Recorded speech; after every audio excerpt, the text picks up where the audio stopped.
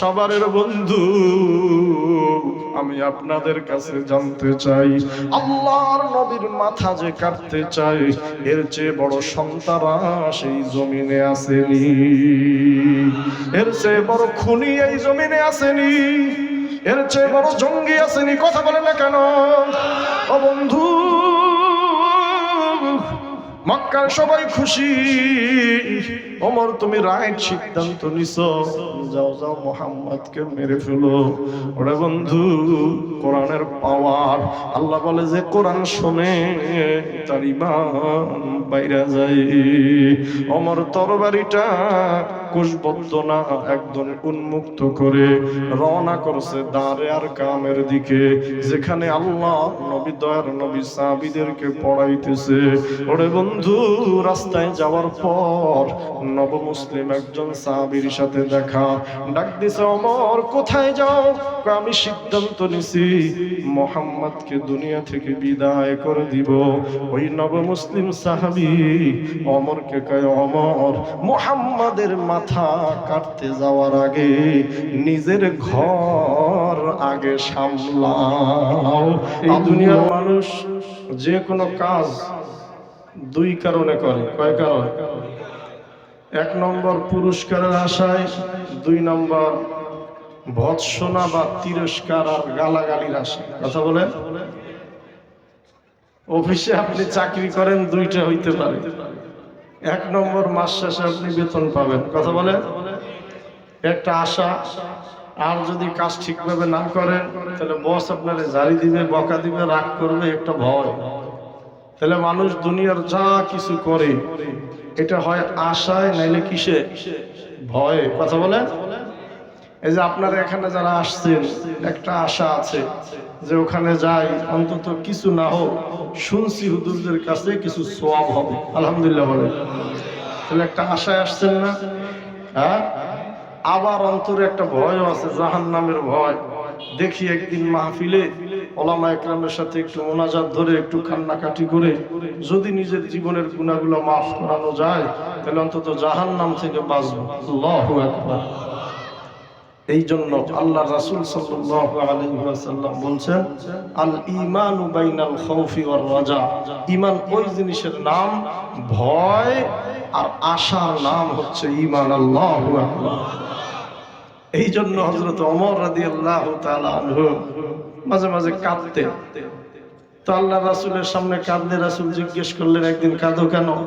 কয়, ইয়া রাসূলুল্লাহ, আমার ভয় হয় এই তামাম পৃথিবীর সমস্ত মানুষ জান্নাতে চলে যাবে, আর আমার জানি কোন অপরাধের কারণে আমি জাহান্নামী হয়ে যাই। আল্লাহু আকবার। আর একদিন খুশি। তো আল্লাহ রাসূল বলছে, ওমর এত খুশি কেন? লিমাযা তাফরাহ, এত খুশি কেন? ইয়া রাসূলুল্লাহ, আমার মন বলছে যে দুনিয়ার সব মানুষ যদি জাহান্নামী হয়ে যায়, আল্লাহ তো বলছে তার কোনো না কোনো বান্দারে মাফ করবে, আমি মনে হয় সেই লোক যাকে আল্লাহ জান্নাত দিয়ে দিবে। তাহলে মানুষ কয় কারণে কাজ করে বলে? দুই কারণে, একটা ভয়ে আর একটা আশায়। সুবহানাল্লাহ বলেন। তো আমি আপনাদের সামনে খুতবার ভিতরে যে আয়াত তেলাওয়াত করেছি, ওই আয়াতের মধ্যে আল্লাহ পাক রব্বুল আলামিন মুমিনের 5টা গুণ আলোচনা করছে। কয় গুণ? এই 5 গুণ আলোচনা করার পর মুমিন যা আশা করে, কামনা করে, এরকম 3টা পুরস্কার আল্লাহ ঘোষণা করেছে। আল্লাহু আকবার। এখানে কোনো ভয়ের কথা নাই, পুরস্কার আর আশার কথা। তো আল্লাহ এই 5টা গুণ বর্ণনা করার পরে ওই 3টা পুরস্কারের ঘোষণা দিছে, যাতে করে মানুষ ওই 3টা পুরস্কারের আশায় এই 5টা গুণ অর্জন করে। আল্লাহু আকবার। নম্বর 1, আল্লাহ পাক রব্বুল আলামিন বলে, বান্দা লাহুম দারাজাতুন ইনদা রাব্বিহিম ওয়া মাগফিরাতুন ওয়া রিজকুন কারীম।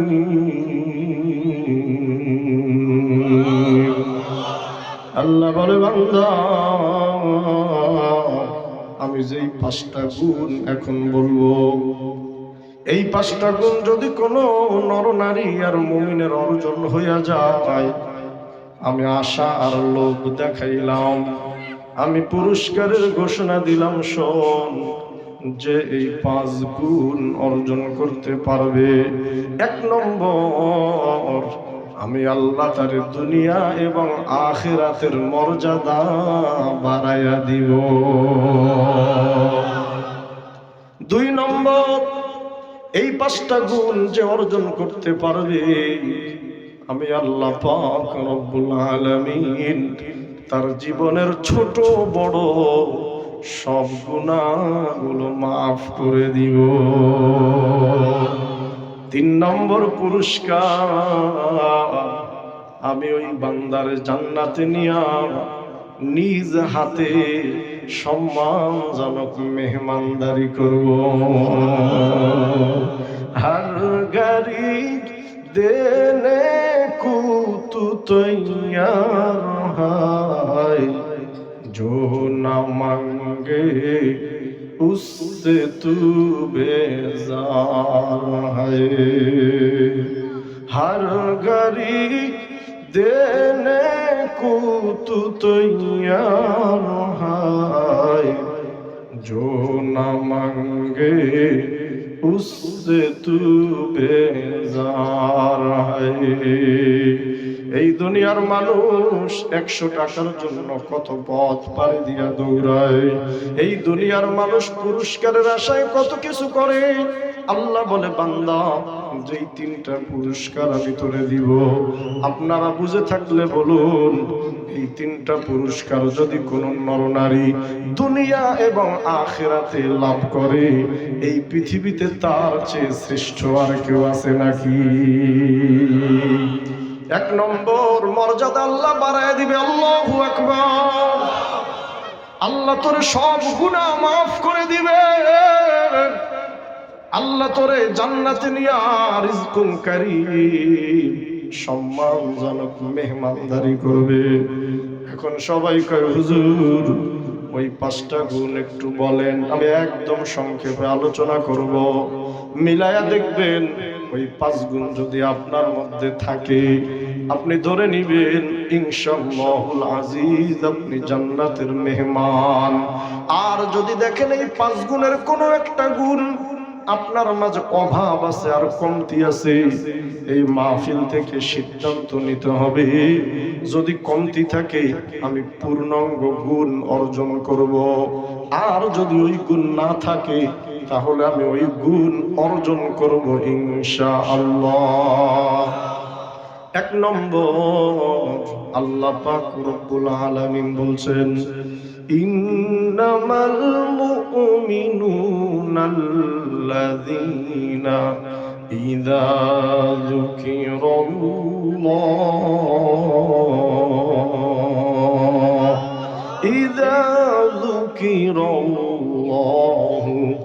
ওয়াজিলাত কুলুবুহুম।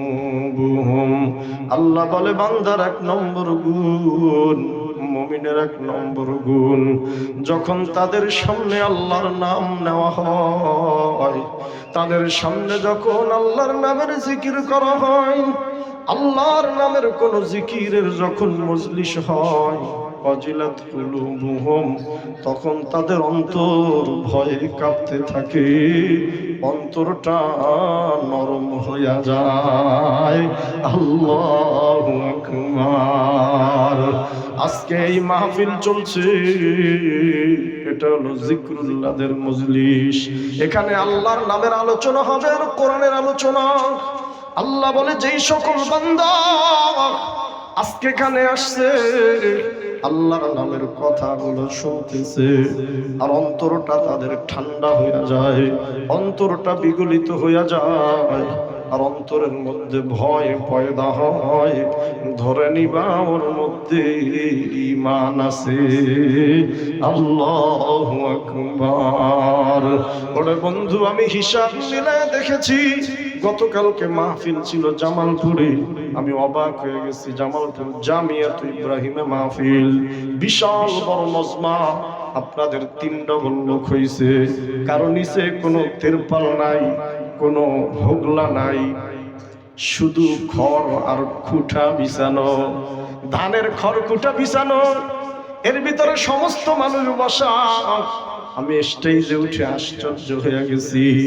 আমি জিজ্ঞেস করলাম, ভাই এই জায়গায় বসে আপনারা কেউ অখুশি আর বেজার নেই? সবাই কয়, হুজুর না, বেজার না। আমি বললাম, আগামীকালকে যদি এই এলাকার একটা বিবাহ বাড়িতে আপনাদের কাউকে খড়কুটা বিছায়া দেই, আপনারা বসবেন নি? এখন পোলাপান মুস্কি মুস্কি হাসে। ওরে বন্ধু,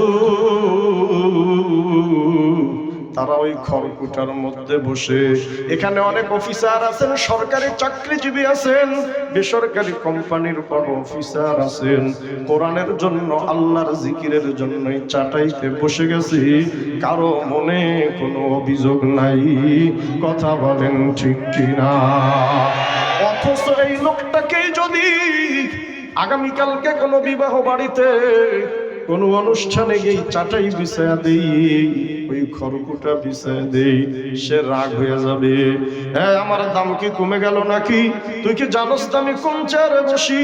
আমি যেই চেয়ারে বসি ওই চেয়ারের দাম 50,000 টাকা। আমি বললাম, ভাই ওই অনুষ্ঠানে চেয়ারে না বসানোর কারণে আপনি রাগ করলেন, অথচ এই জায়গায় আমি খড়কুটা বিছায়া দিছি যেগুলো গরুতে খায়, এই জায়গায় দিয়ে আপনার কোনো রাগ নাই।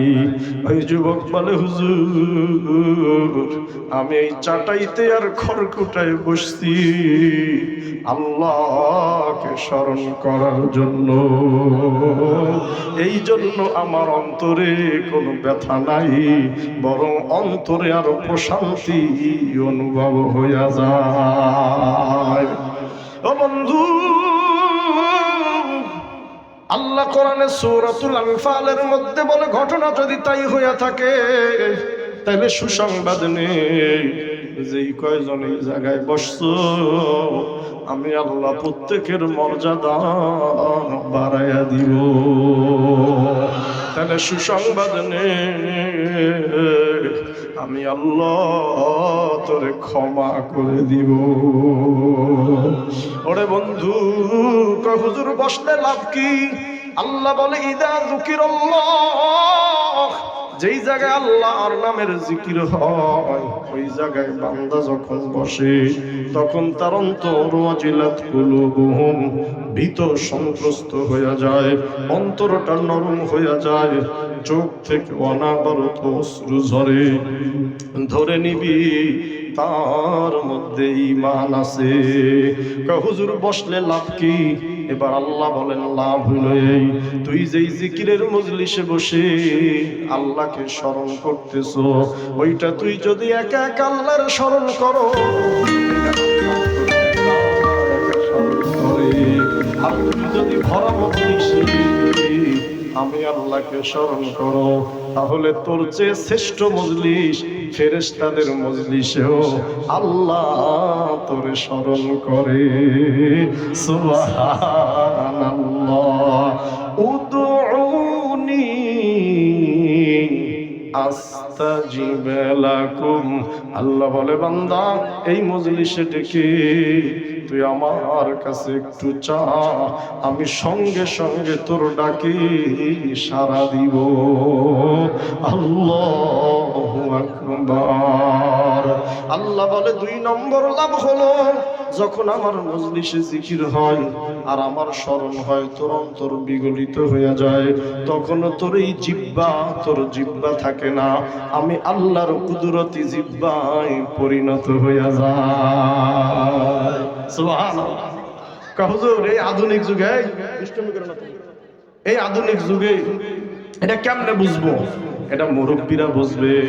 সাক্ষী দিয়েন, 30 বছর আগে এই বাংলাদেশের সবচেয়ে বড় চিকিৎসা ছিল ওই ইমাম সাহেবের মুখের ফু। আসতে বলবেন না, মুরব্বীরা সাক্ষী দেন, আল্লাহকে হাজির নাজির যাই না। পোলা অসুস্থ, পেটে ব্যথা, মহিলা প্রেগনেন্ট, বাচ্চা হবে, যাও হুজুরের কাছে যাও, একটু পানি পড়া নিয়ে আসো। কথা বলেন না কেন? এখানে অনেক গ্রামের লোকজন চাকরি করে, জমিনে ফসল হয় না, কয় যা হুজুরের কাছে পানি পড়া নিয়ে আসো। বড় পুকুর করেছে, মাছ হয় না, হুজুরের কাছে পানি পড়া নিয়ে আসো। চোখ খুলতে পারে না কে তোর? কয় যাও হুজুরের কাছে গিয়া পানি পড়া নিয়ে আসো। কথা বলেন না কেন? পরে বন্ধু 30 বছর আগে সমস্ত চিকিৎসার সমস্ত রোগের ঔষধ ছিল ওই মিয়া সাপ আর ওই হুজুরের মুখের পানি। এখন সব হুজুর মিলাইয়া ফুয়াইলেও কাজ হয় না। আমি গবেষণা করে দেখেছি কারণ কি? কারণ ওই জায়গায় আল্লাহ বলছে, বান্দারে যখন তোর জবান আল্লাহর জিকির দিয়া ভরা থাকবে, তখন তোর জবানের জিকির, তোর জবান আল্লাহর কুদরতি জবানে পরিণত হইয়া যাবে। ওই যে জবানের মধ্যে গালি নাই, সমালোচনা নাই, মিথ্যা নাই। কথা বলে না কেন? ওই আলেম মিথ্যা বলে নাই। ওই জবান দিয়া একটা হারাম মুখের ভিতরে যায় নাই। এই জন্যই জমানের একটা ফু আর মুখের লালার থুতুর বড় দাম ছিল। আল্লাহ বলে, বান্দা আজ পর্যন্ত যদি কোন মানুষের জবান আল্লাহর জিকির দিয়ে ভইরা থাকে, ওই জবান এখনো মুমিনের জান্নাতি জবানে পরিণত হইয়া যায়। আল্লাহর নবী বিশ্ব নবী রাহমাতুল লিল আলামিন বলেন, ইত্তলাতু ফিল জান্নাহ, আমি যখন মেরাজে গেলাম, আমি জান্নাতের মধ্যে উকি দিলাম। ফারাআইতু আকসারা আহলিহা আল ফুকারা, নবী বলে আমি জান্নাতের মধ্যে উকি দিয়ে দেখি জান্নাতের অধিকাংশ হলো গরিব মানুষ। সুম্মা ইত্তলাতু ফিন নার, এরপরে আমি জাহান্নামের মধ্যে উকি দিলাম। ফারাআইতু আকসারা আহলিহা আন-নিসা, আমি জাহান্নামের মধ্যে উকি দিয়ে দেখি অধিকাংশ হইল নারী। আমি রাসূল জিবরাইলকে বললাম, জিবরাইল, দুনিয়ায় মারামারি, ঝগড়া, চুরি, ডাকাতি, ছিনতাই, রাহাজানি সব কিছুতে বেশি করে পুরুষেরা, মহিলারা জাহান্নামের মধ্যে বেশি কেন? জিবরাইল জবাব দেয়, ইয়া রাসূলুল্লাহ, এই জাহান্নামের মধ্যে অধিকাংশ যে মহিলাদেরকে দেখেন আর অধিকাংশ যে পুরুষদেরকে দেখেন, এরা অধিকাংশই জাহান্নামে আসছে মা বাইনা লিহিয়াইহি, এই জিহ্বার কারণে। চিৎকার মেরে বলুন নাউজুবিল্লাহ। ইয়া রাসূলুল্লাহ, জিরমুহু সগীর ওয়া জুরমুহু কাবীর। হে নবী, মানুষের শরীরে দুইটা অঙ্গ আছে, দেখতে খুব ছোট, জিরমুহু সগীর ওয়া জুরমুহু কাবীর, আকৃতিতে ছোট কিন্তু এর অপরাধ বড় ভয়ঙ্কর। এই দুই কারণে জাহান্নামে মানুষ বেশি। মা বাইনা লিহিয়াইহি, দুই চোয়ালের মাঝখানে জিহ্বা, ও মা বাইনা রিজলাইহি, দুই পায়ের মাঝখানে লজ্জার স্থান। ইয়া রাসূলুল্লাহ, এই দুই কারণে নরনারী জাহান্নামে বেশি। ওরে বন্ধু, জিহ্বাটারে এত সাধারণ মনে করো না। এই জিহ্বা দিয়ে বিচারক রায় দেয়, একজনের ফাঁসি হয়ে যায়। এই জিহ্বা দিয়ে দুইজন মানুষের উপস্থিতিতে একটা মেয়েরে বলছো, আমি তোরে বিবাহ করলাম, কবুল করলাম, ওই হারাম মেয়ে তোমার জন্য হালাল হয়ে গেছে। এই জিহ্বা দিয়ে একদিন শুধু প্রিয়তম স্ত্রীরে 3 বার বলছিলি তোরে 3 তালাক দিয়া দিলাম, শুধু জিহ্বার 3টা উচ্চারণে আজীবনের জন্য তোর বিবি হারাম হয়ে গেছে। এই জন্য আল্লাহ বলে, বান্দা তুই যদি মুমিন হও, তোর ওই জিহ্বা যেখানে সেখানে লাগাইস না, আল্লাহর জিকির দিয়া এই জিহ্বাটারে ভরে ফেল ইনশাআল্লাহ। ও যুবক, ও মধ্যম বয়স্ক বাবা, মুরব্বী, এখন গান বাদ্যের অভাব নাই। যুবকেরা কানের ভিতরে হেডফোন লাগাইয়া গান শোনে, ওই গান আবার ঠোঁট দিয়া গায় আছে না নাই? না না না, এই জিহ্বা আল্লাহ তোমার এই জন্য দেয় নাই। যিকিরুল্লাহ, আল্লাহর জিকির করে জিহ্বাটারে তুমি ভিজাইয়া নাও ইনশাআল্লাহুল আজিজ। 30, 40, 50 বছর আগে পীর মাশায়েখ বুজুর্গনা গ্রামের সাধারণ একজন মুরব্বী ফু দিলে যদি ঔষধ ভালো হয়ে যাইতে পারে, কীটনাশক যদি নষ্ট হয়ে যাইতে পারে, জমি পুকুরের ফসল গাছগাছালি যদি ভালো হইতে পারে, আজ পর্যন্ত কোনো মানুষ যদি তার এই জবান দিয়া সর্বদা আল্লাহর জিকির করে, এখনো ইনশাআল্লাহ আল্লাহর কুদরতে সব কিছু হইতে পারে। কথা বলেন ঠিক কিনা? ওরে বন্ধু, আল্লাহ বলে 1 নম্বরে মুমিন আল্লাহর জিকির যখন হয় সাবধান, তোর অন্তর যেন বিগলিত হইয়া নরম হইয়া যায়। এখন তো জিকির করেই না, জবানে তো কোরআন তেলাওয়াত নাই, বরং জিকিরের আরো সমালোচনা করে। এইরকম বাটবার আছে না? না আসে হুজুর জিকির আস্তে করবো না জোরে করবো? কথা বলেন না কেন? আমি আস্তে করো জোরে করো করো, সে আবার করে না। রমজান মাস তারাবির আগে মসজিদের মধ্যে বসা 2 যুবক আসছে, নর্থ সাউথ ভার্সিটিতে পড়ে, ধনির ছেলে। আসে কয় হুজুর তারাবির নামাজ কয় রাকাত? এর মধ্যে দেখি আজান। আমি বলছি এটা দীর্ঘ আলোচনা, আগে তারাবির নামাজটা পড়েন, এরপরে গিয়া বলবো কয় রাকাত। এখন কয় হুজুর একটু বাসা থেকে আসি। এরকম বাটপার আছে না? না কথা বলেন না কেন?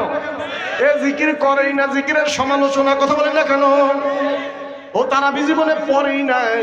আইসা কয় হুজুর তারাবি কয় রাকাত? আমি কাকে পড়ো তারপরে বলি এখন কাপড় চোপড় ঠিক নাই। এইরকম বাটবার বাংলাদেশে আছে না? না তাহলে সাবধান। 1 নম্বর আল্লাহ পাক রব্বুল আলামিন বলেন সাবধান। নম্বর 2 আল্লাহ পাক রব্বুল আলামিন বলছেন ওয়া ইযা তুলিয়াত আলাইহিম আয়াতুহু যাদাতুহুম ঈমানা। মুমিনের 2 নম্বর গুণ, যখন মুমিনের সামনে কোরআনে কারীম তেলাওয়াত করা হয় যাদাতুহুম ঈমানা, তখন মুমিনের ঈমান আরো বেড়ে যায়। আল্লাহু আকবার।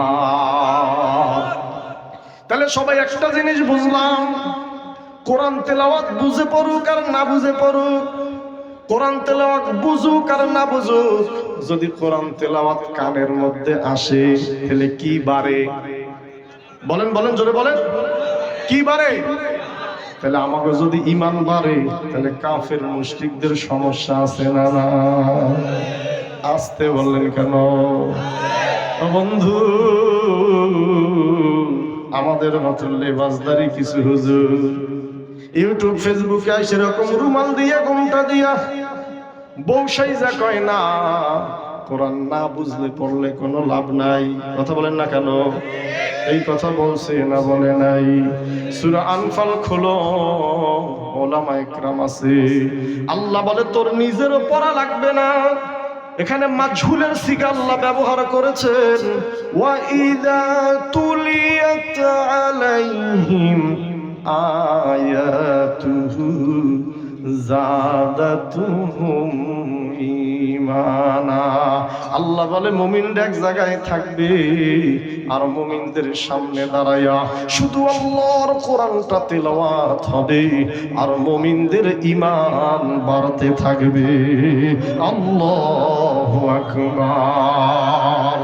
এই যে বাচ্চারা, একটা ছেলেকে আমি এখানে দাঁড় করাইয়া দিব, ও কোনো অর্থ বলবে না, কোনো ব্যাখ্যা দিবে না, তাফসীর দিবে না, কোরআনের কথা অনুযায়ী ওই বাচ্চা দাঁড়াইয়া শুধু আল্লাহর কোরআন পড়বে। আল্লাহ পাক রব্বুল আলামিন বলেন মুমিনের কানের মধ্যে যখন ওই কোরআনের আওয়াজ ঢুকবে তখন ঈমান বাড়তে থাকবে।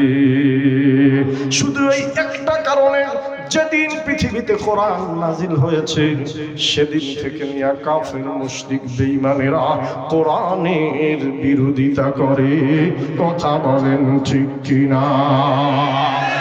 তোমার আমার খবর নাই, ইহুদি বেঈমানরা আয়াত নিয়ে গবেষণা করে দেখে আসলেই তো ঠিক, কোরআনের কোনো ব্যাখ্যা নাই, বিশ্লেষণ নাই। আল্লাহর নবী শুধু বারান্দায় দাঁড়ায় দাঁড়ায় কোরআন শরীফ পড়ে, আর কাফের মুশরিকদের কানে গেলি ওরা মুসলমান হওয়ার জন্য পাগল হইয়া যায়। আল্লাহর নবী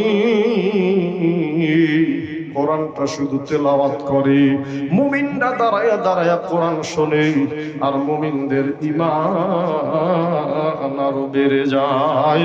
আল্লাহু আকবার। ওরে বন্ধু, অন্তরের কান লাগান। এক গুরু পয়সা কয় না না না, এক গুরু বেশি কয় না কোরআন চলবে না, আর এক গুরু বেশি কয় না, আর এক গুরু বেশি কয় না কোরআন বুঝে পড়, না বুঝে পড়লে কোনো লাভ নাই। আল্লাহ বলেন, আরে বান্দা, কোরআন বুঝুক আর না বুঝুক, প্রত্যেকটা শব্দ যদি বান্দার কানে যায়, ওই কোরআন তেলাওয়াতের আওয়াজ তার ঈমানকে বাড়াইয়া দেয়। আল্লাহু আকবার। এখন এই জন্য কাফেরদের মেজাজটা খারাপ, বেঈমানদের মনটা খারাপ। যে করি হোক কোরআনের আওয়াজ বন্ধ করে দিতে হবে। কথা বলেন না কেন? ওরে বন্ধু, এই চেষ্টা তারা করছে না করে নাই? এখন মনে হয় বাদ হইয়া গেছে। হ্যাঁ, কথা আসতে বলেন কেন? আল্লাহ পাক রব্বুল আলামিন কোরআনে বলছেন, ওয়াকালাল্লাযীনা কাফারু লা তাসমাউ লিহাযাল কুরআন ওয়ালগাউ ফীহি লাআল্লাকুম তাগলিবুন। আল্লাহ পাক রব্বুল আলামিন বলে, শোনো, যেদিন আমি কোরআন নাজিল করেছি, যখন আমি মুহাম্মাদের কাছে কোরআন নাজিল করলাম, মুহাম্মদ যখন মানুষের মাঝে কোরআন তেলাওয়াত করে শোনায়, ঠিক ওই সময় ওয়াকালাল্লাযীনা কাফারু, ওই সময় যারা কাফের ছিল, ওরা রাস্তার মোড়ে মোড়ে দাঁড়াইয়া বলতো, লা তাসমাউ লিহাযাল কুরআন, এই তোরা কেউ কোরআন শুনতে যাইস না। ওয়ালগাউ ফি, যেখানে কোরআনের মজলিস হয় ওই জায়গায় তোরা ভেজাল লাগাইয়া দে। ওরে বন্ধু, 1450 বছর আগে আল্লাহ বলছে, ও দুনিয়ার মানুষ শোনো, যারা কোরআন শুনতে বাধা দেয়, কোরআনের মজলিসে ভেজাল লাগাইয়া দেয়, আল্লাহ তাদেরকে বলছে তারা হলো কাফের। আমি আপনাদের কাছে জানতে চাই, আজকে 1450 বছর পরেও যদি কোনো বেঈমান, কোনো নাস্তিক কোরআন শুনতে বাধা দেয় আর কোরআনের মজলিসে ভেজাল লাগায়, কোরআনের ভাষায় তাদের নাম কি? জোরে বলতে হবে, তাদের নাম কি? কোন কাফের আর মুশরিকের কথায় ইনশাআল্লাহ কোরআনের মজলিস বন্ধ হবে না। কথা বলেন ঠিক কিনা? ষড়যন্ত্র বন্ধ হয় নাই। সবাই অবাক, মুহাম্মদ কারো কাছে লেখাপড়া করে নাই, ব্যাখ্যা বিশ্লেষণ নাই, শুধু বারান্দায় দাঁড়ায়া দাঁড়ায়া আল্লাহর নবী কোরআন পড়ে। কাফের মুশরিক ছেলেমেয়েরা কোরআন শুনে আর ঈমান আনার জন্য পাগল হইয়া যায়। মাত্র ছিল একজন, এখন পৃথিবীতে 200 কোটি। আলহামদুলিল্লাহ বলেন। ওই যে ভয় ওদের মধ্যে ঢুকছে, ওই ভয় এখনো আমাদের তাফসীর মাহফিলগুলো পর্যন্ত আছে। কথা বলেন ঠিক কিনা? এই জন্য যত জায়গায় 2 নম্বরই আকাম কুকাম আছে, ওই জায়গায় কোনো বাধা ছিল না, শুধু ইসলামী জলসা আর মাহফিলে বাধা। কথা বলেন ঠিক কিনা? এই বাধা এখন আর চলবনি। আসতে বলেন কেন? ওরে বন্ধু, তুমি মুসলমানের সন্তান, তুমি বোঝো না, ওরা ঠিকই বুঝে গেছে। এই জন্য তারা কোরআনের তাফসীরের বিরুদ্ধে 44 জারি করেছে। কথা বলেন না কেন? মাহফিল করানোর জন্য অনুমতি লাগছে।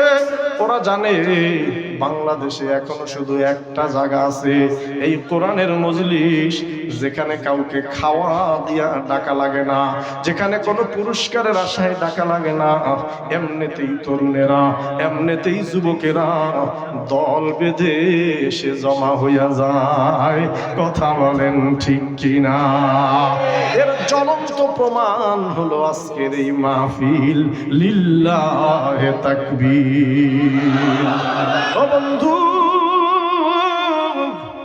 ওরা গবেষণা করে দেখলো কোরআন যদি প্রচার চলতে থাকে তাহলে ইমানদারের ইমান বাড়বে, আর কাফের মুশরিকরা ইমান আনার জন্য উদ্বুদ্ধ হয়ে যাবে। এই জন্য সর্বপ্রথম ওরা সিদ্ধান্ত নিছে যে করেই হোক না কেন কোরআনের আওয়াজ বন্ধ করে দিতে হবে। চিৎকার মেরে বলুন নাউজুবিল্লাহ। ওরে বন্ধু, মক্কার চত্বরে বসে আবু জাহেল, আবু লাহাব, উতবা, শাইবা, ওমর ইবনুল খাত্তাব এরকম মক্কার প্রভাবশালী কয়েকজন নেতা সিদ্ধান্ত দিয়েছে আগামী কালকে থেকে কেউ আর মুহাম্মাদের বাড়ির পাশে যাবে না, আর মুহাম্মদ যদি কোরআন তেলাওয়াত করে কেউ আর শুনবে না। কারণ কোরআন যার কানের মধ্যে যায় আল্লাহ বলছে ঈমান বেড়ে যায়। সুবহানাল্লাহ।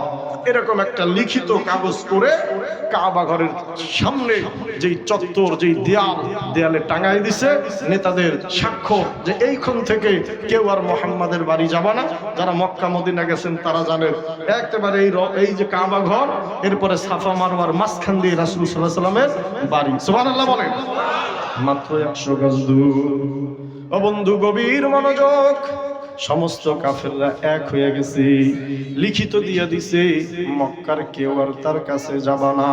আমি আপনার কাছে জানতে চাই, তামাম পৃথিবীর বেঈমানরা যদি কোরআনের বিরুদ্ধে ষড়যন্ত্র করে নস্যাৎ করে দিবে কে? আসতে বললেন কেন কে? যদি আগুন লেগে ধ্বংস হয়ে যায়, যদি আগুন লেগে ধ্বংস হয় পৃথিবীর সব বইয়ের দোকান, এই বিশ্ব থেকে হারাবে না পবিত্র কোরআন। আল্লাহ পাক রব্বুল আলামিন বলেন ওয়া মাকারু ওয়া মাকারাল্লাহ ওয়াল্লাহু খায়রুল মাকিরিন। আল্লাহ বলে তামাম পৃথিবীর বেঈমানেরা ষড়যন্ত্র করবি, আমি আল্লাহ ষড়যন্ত্রের জবাব দিয়া দিব। লিখিত হয়ে গেছে, কেউ কোরআন শুনতে যাবে না। ওদের মধ্যে একটা লিডার নাম হলো ওমর ইবনুল খাত্তাব, একদম পাওয়ারফুল লোক, এলাকার সবাই তারে ভয় পায়, শক্তিশালী সাহসী যুবক। 2-3 জন তার সাথে পারে না। সে মনে মনে কয় কি ঘটনা, মুহাম্মাদের কাছে যেই যায় সেই নাকি তার আকর্ষণে পাগল হইয়া যায়, যেই নাকি কোরআন শোনে সেই নাকি তার আশিক হইয়া যায়। আজকে তো রাত্রে কেউ আর যাবে না, আমি একটু গিয়া দেখি মুহাম্মদ কি পড়ে। আল্লাহু আকবার। অন্ধকার রাত, আল্লাহর নবী বারান্দায় দাঁড়াইয়া তাহাজ্জুদের নামাজ পড়ে। মক্কার প্রতাপশালী কাফেরদের লিডার ওমর ইবনুল খাত্তাব 100 গজ দূরে দাঁড়াইয়া কান পেতে আছে রাতের আঁধার। দেখি মুহাম্মদ কি পড়ে। আল্লাহর নবী নামাজে সুন্দর করে কোরআন পড়ছে। ওয়াদ-দুহা ওয়াল-লাইলি ইযা সাজা ইযাস সামাউ শাক্কাত ওয়া আযিনাত লিরাব্বিহা ওয়া হুক্কাত আর-রহমান আল্লামাল কোরআন। কোরআনের যেই জায়গা রাসূল পড়ে ওই জায়গাটাই কবিতার মতো মজা। আল্লাহু আকবার। ওমর 100 গজ দূরে দাঁড়াইয়া রাতের আধারে কয় মনে হয় মুহাম্মদ কোন কবির লেখা কবিতা পড়তেছে। আল্লাহর নবী নামাজের মধ্যে জবাব দেয় না, ওমা হুয়া বিকৌলি শাইরিন কলিলাম মা তুমিনুন। আল্লাহর নবী কয় না না না, এটা কোনো কবির কবিতা না, এই ফালতু কথা চিন্তা কইরা তোরা ঈমান আনস না। আল্লাহু আকবার। ওমরের পশম দাঁড়ায় গেছে। ঘটনা কি? আমি যে রাত্রে আসছি কেউ দেখে না। আমি মনে মনে ভাবছিলাম এটা মনে হয় কোন কবির কবিতা। মোহাম্মদ বুঝলো কেমনে? তাইলে মোহাম্মদ মনে হয় গণক হয়ে গেছে, গণক। তাইলে মনে হয় মানুষের মন গইরা গইরা মোহাম্মদ কথা কয়। আল্লাহর নবী নামাজের মধ্যে কয় না, ওমা হুয়া বিকাউলি কাহিনিন কলিলাম মা তাযাক্কারুন। আল্লাহর নবী কয় না না না, এটা কোনো গণকেরও কথা না। এই ফালতু চিন্তা কইরা তোরা উপদেশ গ্রহণ করো না। ওমর থর থর করে কাঁপতেছে, পশমগুলা দাঁড়ায় গেছে। ঘটনা কি? আমি আসছি কেউ জানে না, আমার মনের খবর কেমনে জানে? তাইলে এটা কি? যদি এটা কবির কবিতা না হয়, যদি কোনো গণকের কথা না হয়, তাহলে এটা কি? আল্লাহ নবী, বিশ্ব নবী নামাজের মধ্যে জবাব দেয়, তানজিলুম মির রাব্বিল আলামিন। এই কোরআন হলো তামাম পৃথিবীর যিনি মালিক তার পক্ষ থেকে নাজিলকৃত কিতাব। আল্লাহু আকবার। ওমরের হৃদয় গিয়া লাগছে, অবাক হয়ে গেছে। কিরে, আমি মক্কার সবচেয়ে বড় লিডার, মুহাম্মাদের কোরআনে আমার ভিতরে আসর করছে। খাইছে খাইছে সাধারণ লোক তো যদি আবার শোনে তারাও তো পাগল হয়ে যাবে। যে কোনো মূল্যে হোক এই কোরআন সকালবেলা হইতে আর পড়তে দেওয়া যাবে না। চিৎকার মেরে বলুন নাউজুবিল্লাহ। ওরে বন্ধু, সারা রাত্র সজা, চক্ষু দুইটা লাল হইয়া গেছি। সকালবেলা তরবারি নিয়া কাবার চত্বরে হাজির। এদিকে আল্লাহর নবীর একজন সাহাবী, নাম হইল তার আরকাম রাদিয়াল্লাহু তাআলা আনহু। নবীজি প্রত্যেকদিন সকালবেলা ওই আরকামের বাড়িতে বসে নতুন নবমুসলিম সাহাবীদেরকে কোরআনের তালিম দেয়। এই জন্যই বাড়িটার নাম হলো দারে আরকাম, অর্থাৎ আরকামের বাড়ি। নবীজি সকালবেলা উঠে আরকামের বাড়িতে চলে গেছে, ওখানে সাহাবীদেরকে তালিম দিচ্ছে। এদিকে ওমর তরবারি নিয়া কাবার চত্বরে দাঁড়াইয়া ঘোষণা দিছে, ও মক্কাবাসী শোনো, আমি আজকে রাত্রে সিদ্ধান্ত নিছি, যে কোনো মূল্যেই হোক কোরআনের আওয়াজ বন্ধ করে দিতে হবে। নাউজুবিল্লাহ। কাফেররা এসে কয়, ওমর বন্ধ করবা কেমনে? কয়, আমি যদি মুহাম্মাদের দেহ থেকে মাথাটা আলাদা করে দিতে পারি, তাইলে আর কণ্ঠ দিয়া কোরআন পড়বে না। নাউজুবিল্লাহ। ও আল্লাহু আকবার। ওরে বন্ধু, কেমন যেন আগুনের মধ্যে পেট্রোল ঢেলে দিছে, কেমন যেন আগুনের মধ্যে তেল ঢেলে দিছে। কয় মানে কি? কয় গিয়া দেখো তোমার বোন ফাতেমা আর ভগ্নিপতি সাঈদ গোপনে গোপনে কালিমা পড়ে মুসলমান হয়ে গেছি। আরে বন্ধু, হাদিসের মধ্যে আসছে, ওমর সকালবেলা তরবারি নিয়া বোনের বাড়িতে গিয়া হাজির। দেখে ভিতর থেকে বোন আর ভগ্নিপতির গুনগুন করে কোরআনের আওয়াজ, তেলাওয়াত শোনা যায়। লাঠি দিয়া দরজা ভেঙে ঘরে ঢুকছে, দেখে ভগ্নিপতির হাতে কোরআনের একটা পৃষ্ঠা আর বোনের হাতে কোরআনের একটা পৃষ্ঠা। রাগান্বিত ওমর তরবারি দিয়া একের পর এক আঘাত, ভগ্নিপতিকে একের পর আঘাত করতেছে।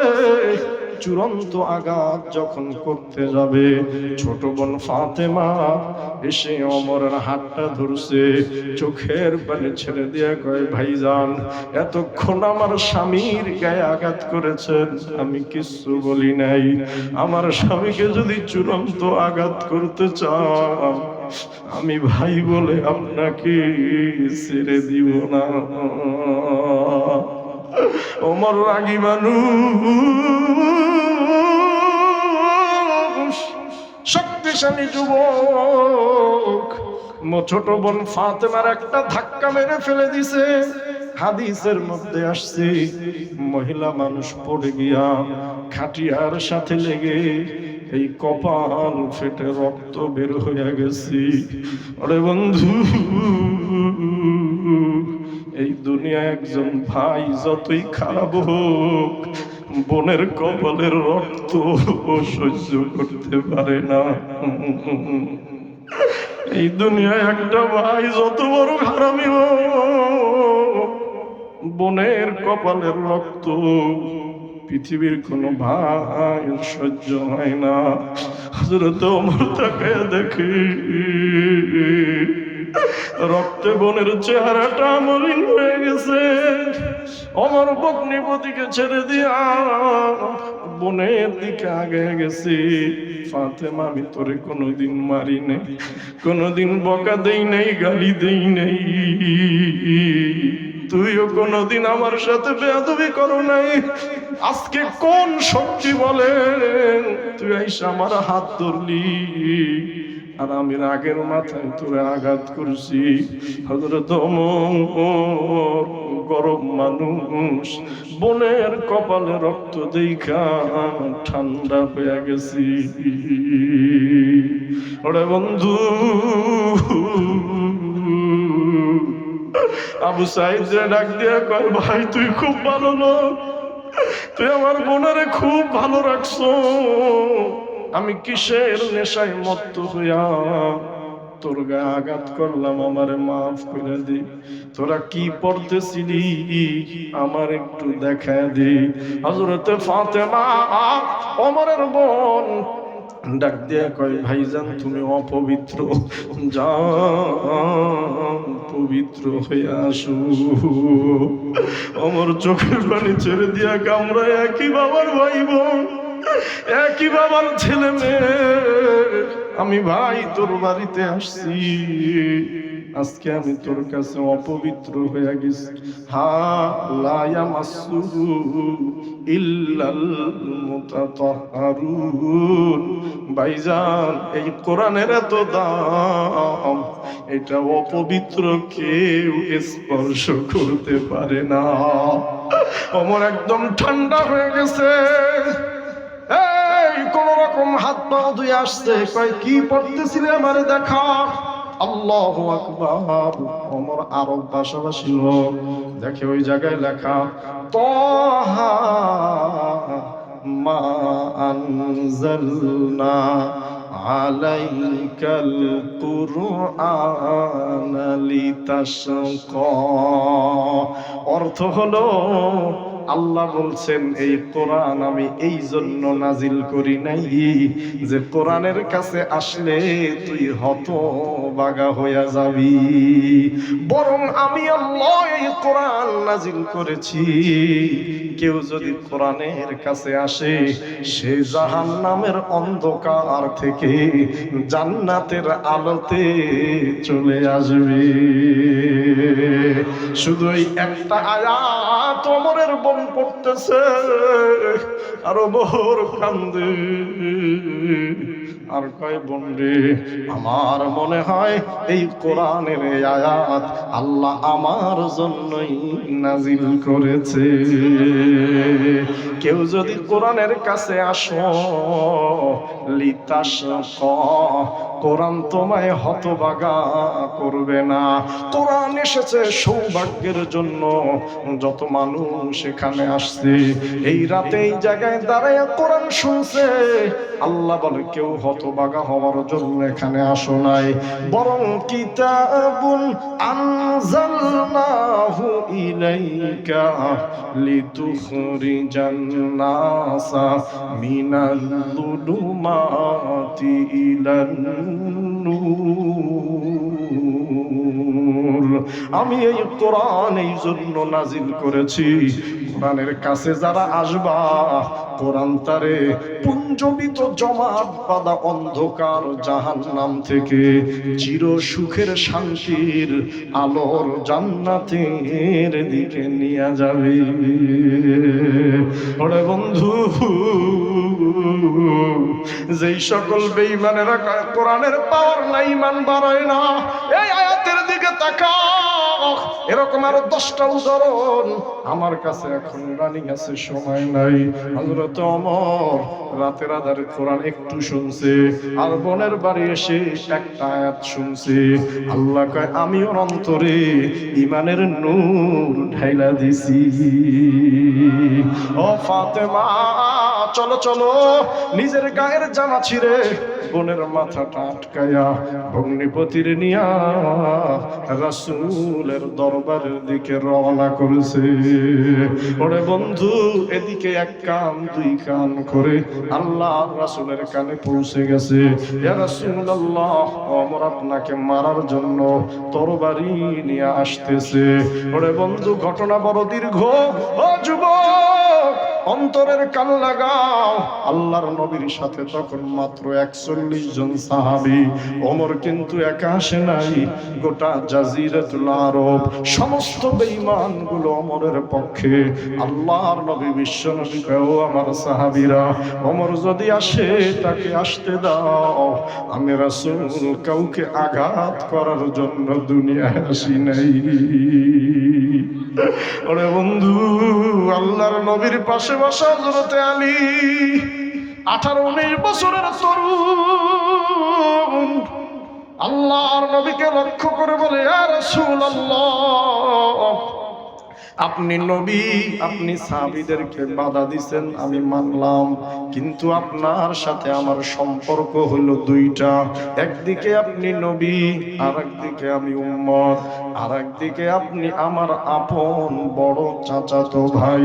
ইয়া রাসূলুল্লাহ, আজকে যদি ওমর আসে আর যদি ভালো আচরণ করে ভালো কথা, আর যদি ওমরের উদ্দেশ্য খারাপ হয়, আপনার কথা শুনে সমস্ত সাহাবীরাও যদি ঠান্ডা হয়ে যায়, আমার ভাই আর রাসূলের গায়ে আঘাত পড়ার আগে আমি আলী ওমরের বিরুদ্ধে গর্জে উঠব।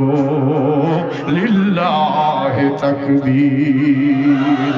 ও মুসলমান, ওই 18-19 বছরের আলী সেদিন গোটা জাজিরাতুল আরবের পক্ষ থেকে যেই খুনের আওয়াজ পেয়েছিল, দাঁড়ায় আল্লাহ নবীর সামনে শপথ করেছিল, ইয়া রাসূলুল্লাহ, গোটা মক্কার লোকজন যুবক ওমরের সাহসিকতার বীরত্বের ভয় পায়, কিন্তু আপনার জানায় দিলাম, উদ্দেশ্য যদি ভালো হয় ভালো কথা, উদ্দেশ্য যদি খারাপ হয় আল্লাহর রাসূলের পক্ষে আমি আলীর তরবারি উঠে যাবে। লিল্লাহি তাকবীর। ওরে বন্ধু, ওই আলীর উত্তরসূরিরা এখনো বাংলার জমিনে আছে না নাই? দুই হাত তুলে বলুন, আছে না নাই? আজ পর্যন্ত যদি কাফের মুশরিক বেঈমানদের উদ্দেশ্য ভালো থাকে ভালো কথা, আর যদি উদ্দেশ্য থাকে এদেশে কোরআন সুন্নাহ রাসূল বিরোধী কোন আইন করবে, কোন সিদ্ধান্ত নেবে, আলীর মতো হাজারো যুবক তরবারি নিয়ে গর্জে উঠবে। কথা বলেন ঠিক কিনা? আগামী বাংলাদেশ ইনশাআল্লাহ কোরআন সুন্নাহর মুসলমানের বাংলাদেশ। কথা বলেন ঠিক কিনা? আসুক না যত বাধা, যত ঝড় সাইক্লোন, রাসূলের পথে মোরা চলবো। ঠিক কিনা বলুন? এ জীবন বাজি রেখে দিনের নিশান মোরা বাংলার আকাশে উড়াবো। মোরা বাতিলের মুখোমুখি দাঁড়িয়ে আল্লাহু আকবার বলবো, আসুক না যত বাধা যত ঝড় সাইক্লোন, রাসূলের পথে মোরা চলবো। এ জীবন বাজি রেখে দিনের নিশান মোরা বাংলার আকাশে উড়াবো। কে কে রাজি আছে? লিল্লাহে তাকবীর। আল্লাহ কবুল করে নাও, সবাই বলেন আমিন। সাহাবীরা রেডি, ওমর আসতেছে। আল্লাহু আকবার। ওমরের অন্তর পরিবর্তন হয়ে গেছে এই কোরআনের আয়াতে। কথা বলেন ঠিক কিনা? ওরে বন্ধু, ঘটনা দীর্ঘ। ওমর রাদিয়াল্লাহু তাআলা আনহু এই ভগ্নিপতি আর বললেন, ইয়া হাজির, আল্লাহর নবী কয় দরজাটা খুলে দাও। হযরত ওমর আল্লাহ নবীর সুন্দর চেহারার দিকে তাকাইয়া কয়, ইয়া রাসূলুল্লাহ, সকাল বেলায় পৃথিবীর মধ্যে আমার কাছে সবচেয়ে নিকৃষ্ট চেহারা ছিল আপনার, আর এই মুহূর্তে আমার কাছে তাম পৃথিবীর মধ্যে সবচেয়ে সুন্দর চেহারা আপনারটা মনে হয়। আমি ওমর আপনার মাথা নেওয়ার জন্য আসছিলাম। আমি আমার দেহ, বডি আর তলোয়ার আপনার কদমে অর্পণ করে দিলাম। লিল্লাহি তাকবীর। ওরে বন্ধু, আল্লাহ বলে হা হা হা, এইভাবে কোরআনের কাছে যারা আসে তাদের ঈমান বেড়ে যায়। এই জন্যই বর্তমান নাস্তিক বেঈমানদের এই মাহফিলগুলো দেখলে মেজাজটা খারাপ হয়ে যায়। কথা বলেন ঠিক কিনা? এত গান দিয়া, এত সিনেমা দিয়া, এত ইউটিউব, ফেসবুক আর টিকটক দিয়া কথা কয় না। যুবক গুলারে আমরা এদিকে টানি, আর হুজুর এক রাত বয়ান কইরা কোরআন শুনাই আমাদের ইমানের পাওয়ার বাড়াইয়া দেয়। কথা বলেন ঠিক কিনা? এই জন্য ওগুলো বোঝে, এই বোঝে দেখে ইসলামের বিরুদ্ধে কথা, কোরআনের বিরুদ্ধে কথা, রাসূলের বিরুদ্ধে কথা ওই সাভার স্টেশনে বলে না, বলে ঘরের ভিতরে। এরপরে ফ্যান টান এসি লাগাইয়া ফেসবুক আর ইউটিউবে কথা বলেন না কেন? রাস্তাঘাটে দেখবেন কয় না, কারণ জানে যে ওইগুলো ঘরের ভিতরে বললেই ঠিক আছে। যদি সাভার স্টেশনে দাঁড়াইয়া আল্লাহ আল্লাহ রাসূলের বিরুদ্ধে কথা কয়, হুজুরগো লাগবো নি? কথা কয় না। মসজিদের ইমাম সাহেবরে, সভাপতি সাহেবরে, ওই ঠেলাওয়ালা, সিএনজিওয়ালা, অটোওয়ালারাই থাপড়াইয়া চাপার দাঁত খুলে ফেলবে। কথা বলেন ঠিক কিনা? দাঁত তুলে বলেন ঠিক কিনা? এই প্রজন্ম কিন্তু এখন গড়ে উঠছে, আলহামদুলিল্লাহ বলেন। এই জন্য ওরা ভরা মজলিসে এই কথা কয় না। কথা বলে না কেন? কারণ জানে পোলাপান এখন আর ছাড়বে না। কথা বলেন ঠিক কিনা? ওরে বন্ধু, এটা কোনো উস্কানিমূলক বক্তব্য না। ইসলাম শান্তি ধর্ম। আল্লাহর নবী যত যুদ্ধে অংশগ্রহণ করেছে আপনি অবাক হয়ে যাবেন। আল্লাহর নবী 26টা 27টা যুদ্ধে সরাসরি সেনাপতি ছিল, কিন্তু একটা যুদ্ধ আল্লাহর নবীর ইকদামি যুদ্ধ ছিল না, অর্থাৎ কারো উপরে গিয়ে আক্রমণ করে নাই। আক্রমণ আসছে, নবী প্রতিহত করেছে। আল্লাহু আকবার। আমরাও তোমাদেরকে বলি, আমরাও মুসলিম যুবকদেরকে বলি, আমরাও কারো উপরে আঘাত করব না, কিন্তু ইসলামের উপরে আঘাত আসলে কোনো চান্দু ছাড় পাবা না। কথা বলেন ঠিক কিনা?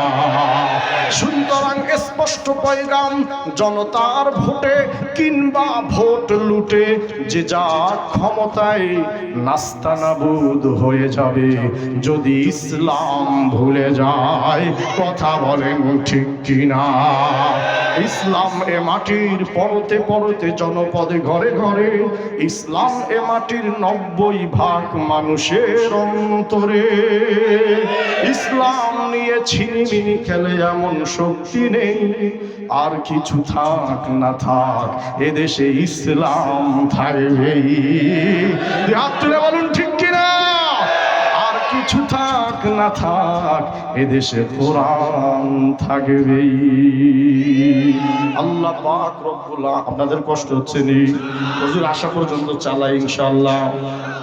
আল্লাহ পাক রব্বুল আলামিন 3 নম্বরে বলছেন ওয়া আলা রব্বিহিম ইয়াতাওয়াক্কালুন।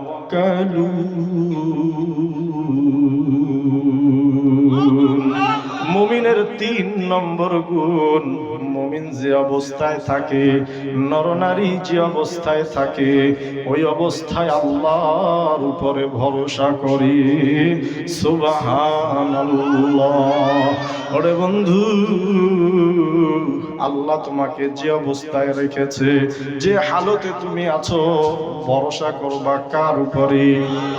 মুরব্বীরে জিজ্ঞেস করলাম, মুরব্বী কেমন আছেন? হুজুর খুব ভালো আছি। চলেন কেমনে? জবাব দিবে আল্লাহ চালায়। কথা বলেন না কেন? একা হুজুর আপনি জানেন না, সাবার আমার 2টা দোকান আছে, 2 ছেলে বিদেশে থাকে, আমিও সরকারি চাকরি করছি রিটায়ার। তার মানে তার দোকান আর তার ওই ছেলে তার চালায়। কথা বলেন ঠিক কিনা? আর যত মানুষের ছেলে নাই না খাই আছে, যত মানুষের চাকরি নাই তারা না খাই আছে। ও বন্ধু, আল্লাহ বলে সদা সর্বদা যে মুমিন আল্লাহর উপরে ভরসা করবে, তাহলে কয়টা পুরস্কারের কথা আগে বলছি মনে আছে নি? 3 পুরস্কার। আল্লাহ বলে বান্দা যে অবস্থা তুই আছো, আল্লাহর উপরে ভরসা করবি, তার উপরে তাওয়াক্কুল করবি। সাবধান সাবধান, রবের বিরোধিতা করতে গিয়া বান্দার দাসত্ব করিস না। লা তাআতা লিমাখলুকিন ফি মাসিয়াতিল খালিক। আল্লাহর নবী বলে শোনো, সৃষ্টিকর্তার অবাধ্য হইয়া বান্দার দাসত্ব করা জায়েজ নাই। একমাত্র আল্লাহর উপরে ভরসা না থাকার কারণে আজকে অফিসের কর্মচারী ওই বসের 2 নম্বরই জিনিসে সমর্থন করে। কথা বলেন ঠিক কিনা? একমাত্র আল্লাহর উপরে ভরসা না থাকার কারণে এই বাড়িওয়ালা কাকা সুদের টাকা দিয়ে বাড়ি বানাইছে। কথা বলেন ঠিক কিনা? একমাত্র আল্লাহর উপরে ভরসা না থাকার কারণে এই অফিসার এখন ঘুষের বাণিজ্য শুরু করেছে। কথা বলেন ঠিক কিনা? ওরে বন্ধু, এখন আল্লাহ বলে বান্দারে, আল্লাহুল্লাযী খালাকাকুম মিন দুফিন সুম্মা জাআলা মিন বা'দি দুফিন কুওয়াতাও ওয়া শাইবা। ও যুবক, ও মুরব্বী, ও ধনী বাবা, অন্তরের কান লাগান। আল্লাহ বলে কেমন করে তুই আমার উপরে ভরসা ছাইরা দিলি? তুই না দুর্বল ছিলি, এত দুর্বল ছিলি, তোর মতো দুর্বল অনেক পশু ছিল না। আল্লাহ বলে আল্লাহুল্লাযী খালাকাকুম মিন দুফিন, সূরা রুম। আল্লাহ বলে আমি তোরে দুর্বল করে বানাইছি। দুনিয়ায় আসছো, হাতে কোনো শক্তি ছিল না, পায়ে কোনো শক্তি ছিল না, চাবি মুখের জবান ছিল না, তুই একটা জিনিস বুঝাবি, বুঝানোর মতো ক্ষমতা তোর ছিল না। ওই সময় আমি তোর জবানে শুধু একটা শব্দ জারি করে দিয়েছিলাম, সেটা হলো কান্নার আওয়াজ। ওই এক কান্নার আওয়াজ দিয়া আমি আল্লাহ তোর ক্ষুধা নিবারণ করছি। ওই একটা কান্নার আওয়াজ দিয়া আমি তোর নিরাপত্তা দিছি। ও বন্ধু, দুনিয়ায় আসছো, এত দুর্বল, হাতের শক্তি নাই, পায়ের শক্তি নাই, এইগুলা কিন্তু কোনো বাচ্চা চিকিৎসার অভাবে মারা যায় না। কথা বলেন না কেন? এই বলে কিন্তু একটা বাচ্চা বিনা পিপাসায় মারা যায় নাই, এই জন্য কিন্তু একটা বাচ্চা না খেয়ে মারা যায় নাই। আল্লাহ বলে আমি তোরে দুর্বল করে বানাইছি, ওই সময় আমার উপরে তোর ভরসা ছিল, শুধু তোর জবানে একটা জারি করে দিছিলাম কান্নার আওয়াজ।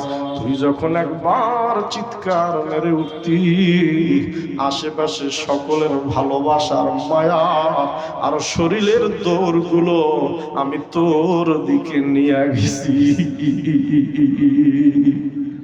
তুই একবার রাত্রে কান্না করে উঠছো, পাশের রুম থেকে চাচা ডাক দিছে, বাবুর কি হয়েছে? দাদা দাদি ডাক দিছে, নানা নানি ডাক দিছে, ক্ষেত্র বিশেষ পাশের দূরে থেকে আবার চাচা চাচিও দৌড়ায় আসছে। বাচ্চা কান্না করে কেন? তুই একবার কান্না করেছো, ওই কান্না দিয়ে আমি তোর খাদ্যের চাহিদা পূর্ণ করে দিলাম, তোর চিকিৎসার চাহিদা পূর্ণ করে দিলাম।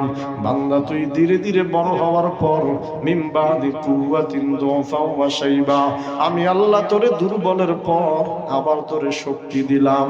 এই শক্তি আসার পর তোর চোখে এখন পানি নাই, আমার উপরে তোর কোনো ভরসা নাই, তুই দুনিয়ার দিকে ঘুরে গেলি। কথা বলেন ঠিক কিনা? ওরে বন্ধু, চিন্তার বিষয়, একই ক্লাসে লেখাপড়া করেছো, তোমার চেয়ে দেখতে সুন্দর মেধাবী, আজকে সে কোন জায়গায়? আল্লাহ তোমার একটু লেখাপড়া করাইয়া বড় অফিসার বানায় দিছে। মানুষ এখন তোমার সার সার বলে, বস বস বলে, এই সম্মান দিছে আল্লাহ। তোর তো উচিত ছিল আল্লাহর দিকে আরো রুজু হবি, তোর সমস্ত জান মাল ইজ্জত আবরু সব কিছু আল্লাহর জন্য ওয়াকফ করবি। তুই আজকে সম্মানের চেয়ারে বসে সর্বপ্রথম ওই আল্লাহর বিরুদ্ধে গেলি। কথা বলেন ঠিক কিনা? আল্লাহ তোরে রিজিক দিছে, অফিসার বানাইছে, তোর কি দরকার ছিল ঘুষের পিছনে যাওয়া? কি দরকার ছিল সুদের পিছনে যাওয়া? আল্লাহ তো তোরে এমনিতেই বাড়ি দিছে, জায়গা জমি দিছে, 5 তলা বাড়ির মালিক বানাইছে, একজন আর আছে 100% জায়গা। তোরে কে বলছে তার বিরুদ্ধে মামলা দিতে, মানুষজন ভাড়া করে তার উপরে আঘাত করতে? এই সমস্যা আছে না নাই?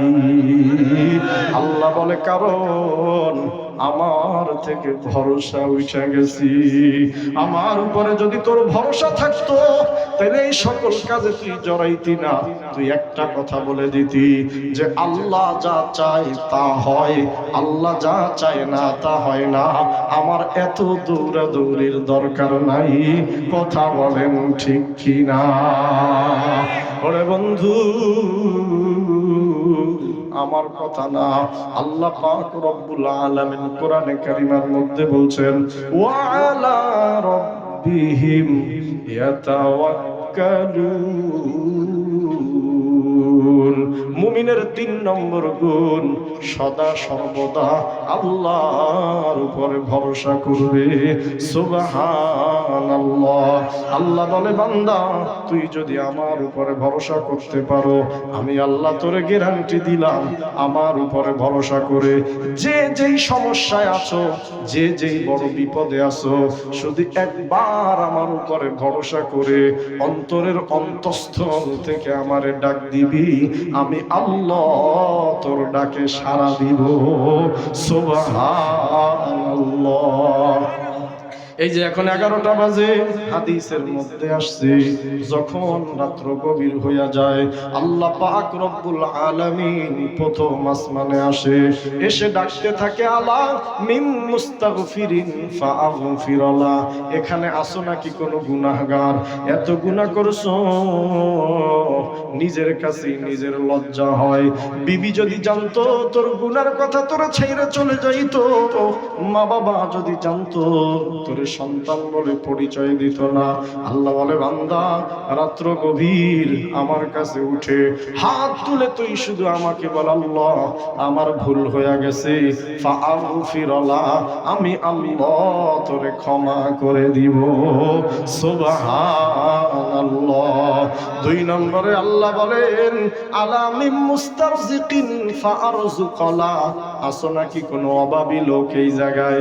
সংসারে অভাব, চাকরি চাকরি নাই, ব্যবসায় লস, ছেলে মেয়ের এখনো চাকরি হয় নাই, বিদেশে যাইতে বাধা।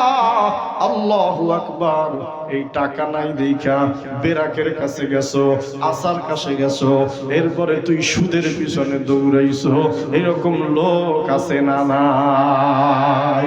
আল্লাহ বলে না, রাত্র গভীর আমার কাছে উঠে বলবি মালিক আমার সংসারে অভাব, আমার চাকরি নাই, ছেলে মেয়েগুলো লেখাপড়া করে বেকার, আয় আল্লাহ তুমি আমার রিজিকের ব্যবস্থা করে দাও। আল্লাহ বলে ফাআরযুকনা, আমি আল্লাহ তোর রিজিকের ব্যবস্থা করে দিব। সুবহানাল্লাহ।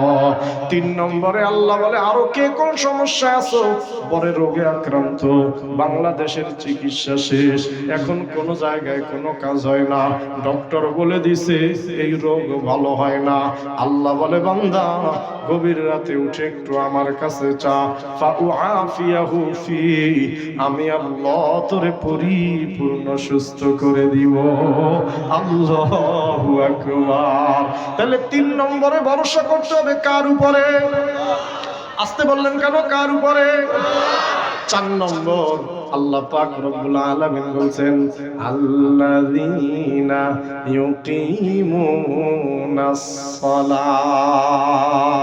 ও মুমিন, যদি দুনিয়া আখিরাতে মর্যাদা বাড়াইতে চাও, যদি আল্লাহ ক্ষমা করে চাও, যদি চাও আল্লাহ তোমারে জান্নাত দিয়া রিজিক দিবে, 4 নম্বরে আজকে থেকে নামাজ আদায় করবা। আল্লাহু আকবার। অনেকের মন খারাপ হয়ে গেছে, হুজুর শেষ বেলায় সে এমন কথা কইলেন যেই দোষে আমরা দোষী। কথা বলেন, জানাজা নামাজ রেডি, জানাজার জন্য পুরো মাঠ ভরে গেছে, খবর নিয়ে দেখলাম একটাও আসর পড়ে নাই। কথা বলেন না কেন? তাহলে জানাজা নামাজ হলো ফরজে কিফায়া, আর আসর নামাজ কি পুরো ফরজ। কথা বলেন না কেন? আরে বন্ধু, 4 নম্বরে আল্লাহ বলেন আল্লাযীনা ইউকিমুনাস সালাহ। 4 নম্বর মুমিনেরা, তোমরা নামাজ আদায় করা লাগবে।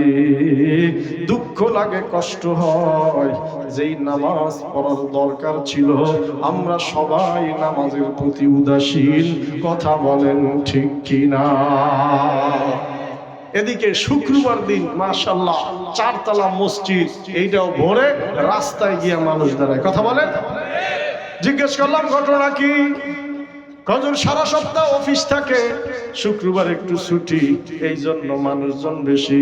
আমি বললাম ঠিক আছে, আপনার যুক্তি ঠিক, কিন্তু যত লোক শুক্রবার জুমার সময় বাড়ি থাকে ওর চেয়েও বেশি লোক ফজরের নামাজেও বাড়ি থাকে। কথা বলেন ঠিক কিনা? ফজরের নামাজে মুসল্লিকে এলাকার সবচেয়ে রিজেক্ট, অকার্যকর, বাতে ব্যথা, মাজা ব্যথা, দাড়ি পাকা মুরব্বী, আর কোনো কাজ নাই, রাতে ঘুম ধরে না, উনি ফজরের কাতারে সামনের মুসল্লি। কথা বলেন না? ভুল বলছি, বাড়াইয়া বলছি, মিথ্যা বলছি? প্রত্যেক মসজিদের ইমাম সাহেবের একই ঘটনা। হুজুর ফজরের মুসল্লিকে এলাকার একদম রিজেক্ট আর অকার্যকর যারা ফজরের মুসল্লি তারা। কথা বলেন ঠিক কিনা? সারা সপ্তাহ মসজিদে খালি, নামাজ পড়ার মানুষ নাই। মাশাআল্লাহ শুক্রবারে দেখি লোকের অভাব নাই। হ্যাঁ, কথা বলেন না কেন? যাই তো আবার সবার শেষে রুকুতে পাই ইমাম। ওরা কিসের মুসলমান, ওরা কিসের মুসলমান? নামাজেরই কইলে কথা দেখায় কত অজুহাত, পায়ে ব্যথা, মাজায় ব্যথা, আরো ব্যথা গিরা বাত, রুকু সিজদা করতে নাকি মাজায় লাগে টান। ওরা কিসের মুসলমান, ওরা কিসের মুসলমান? কথা বলেন ঠিক কিনা? সারাদিন মুরব্বী দুনিয়ায় ঘুরে, ওই স্টান বাজার টাজার সব ঘুরে ওনার শেষ, মসজিদে রবিন চেয়ার ডালে কথা কয় না। আমি গেছি এক জায়গায় এক পাশ শুধু চেয়ার দিয়ে ভরা, তাই যাই ইমাম সাহেব একটু মজা করে কইলাম, হুজুর আপনাকে ইউনিয়নের চেয়ারম্যান কয়জন? হুজুর একজনই তো। কথা কয় না। আমি কই না, যে অবস্থা মসজিদের আমি ভাবছি 8-5 জন কিনা। কথা কয় না। চেয়ারে পড়ে নামাজ পড়া সম্পূর্ণ নাজায়েজ। বলেন বলেন, চেয়ারে বসে নামাজ পড়া সম্পূর্ণ কি? এটাকে আমি বানাইয়া বলছি। আমি কিন্তু মুফতি সাহেব সাবধান।